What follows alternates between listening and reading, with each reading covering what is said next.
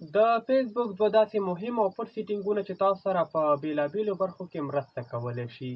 که چیرې ستاسو د فیسبوک اکاونټ لاک شي، ډیسیبل شي یا هم کوم شخص ستاسو فیسبوک اکاونټ در هیک کړي، تاسو کولی شئ دغه اکاونټ ریکور کړئ په هغه وخت کې کله چې تاسو پر خپل اکاونټ باندې دغه سیټینګونه فعال کړئ.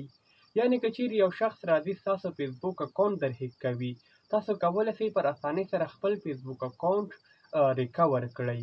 همدارنګه که چیرې یو شخص راځي ستاسو د فیسبوک آی ډي ریپورټ کوي او ستاسو فیسبوک آی ډي لاک کیږي، تاسو کولی شئ خپل فیسبوک اکاونټ پر اسانۍ سره د لاک څخه وباسئ او خپل فیسبوک اکاونټ دوهم ځل دپاره جوړ کړئ. همدارنګه که چیرې د فیسبوک ټیم د لورې ستاسو فیسبوک آی ډي یا ستاسو فیسبوک اکاونټ ډیلیټ کیږي، ډیسیبل کیږي، تاسو کولی شئ خپل دغه فیسبوک آی ډي جوړه کړئ. نو دا سیټینګونه ډېر مهم دي او تاسو یې په خپل اکاونټ کې همدا اوس فعال کړئ.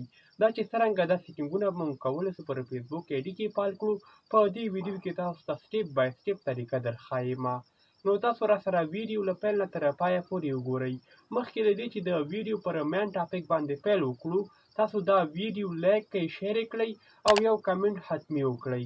همدارنګه که په چینل کې راسره نوي یاستئ، چینل درسره سبسکرایب کړئ، ترڅنګ یې پر بیل ایکن باندې یو کلیک واخلئ تر څو زموږ نوي هره راتلونکي ویډیو ته تاسې در ورسیږي.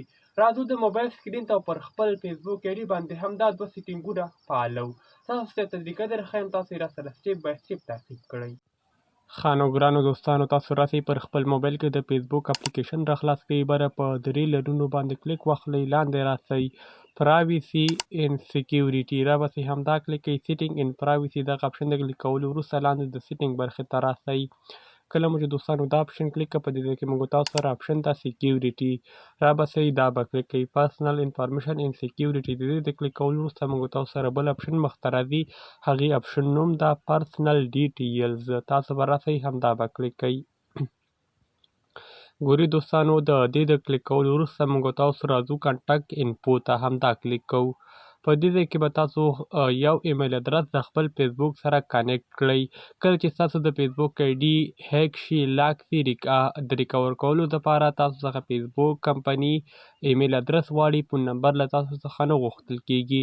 په اډ نیو کانټاکټ باندې کلیک واخلئ او خپل ایمیل ادرس په دې ځای کې له فیسبوک سره کانیکټ کړئ. ځکه دوستانو ایمیل ادرس ډیر مهم ده، لکه څرنګه چې موږ لومړی راځو په خپل ځان لپاره فیسبوک آی ډي په نمبر باندې جوړو، خو مګر په وروسته مرحلو کې بیا ایمیل ادرس په کار راځي. تاسو به خپل ایمیل ادرس اډ کړئ. بل دوستانو، موږ تاسو سره برث ډے ده. که چیرې دوستانو تاسو الکترونیکي تذکره لرئ یا هم برېښنایي دا پاسپورټ لرئ، دغه د برث ډے به د خپل پاسپورټ یا الکترونیکي تذکرې سره صحیح ورکړئ. که چیرې ستاسو فیسبوک آی ډي د فیسبوک ټیم لخوا ډیسیبل شي، بیا کولی شئ د پاسپورټ د لارې خپل فیسبوک آی ډي ریکور کړئ.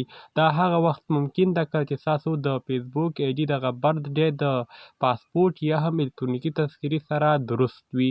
نو تاسو کولی شئ دا ایډیټ هم کړئ. که چیرې تاسو په غلط ډول باندې دا برث ډے ورکړی وي، کولی شئ چې ایډیټ یې کړئ او بیا په سیف اپشن باندې کلیک واخلئ. نو تاسو پر فیسبوک آی ډي کې به دغه دوه سیټینګونه مکمل شي.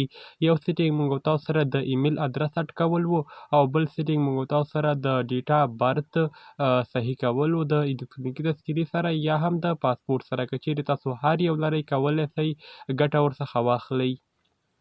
په خاص ډول هغه اشخاص چې پر فیسبوک کې زیات فالورز لري او ډیلی کنټنټ اپلوډ کوي، د هغو دپاره دغه دوه سیټینګونه ډیر مهم دي، حتمي پر خپل فیسبوک آی ډي کې ترسره کړئ. که دغه ویډیو معلوماتي او ستاسو د خوښې وړ ګرځېدلې وي، همدې ویډیو ته یو لایک ورکړئ، شیر یې کړئ او که په چینل کې راسره نوي یاستئ، چینل درسره سبسکرایب کړئ تر څو زموږ نوي هره راتلونکي ویډیو ته تاسې در ورسیږي. تر بیا ښه وخت، ښې چارې، الله مو مل شه.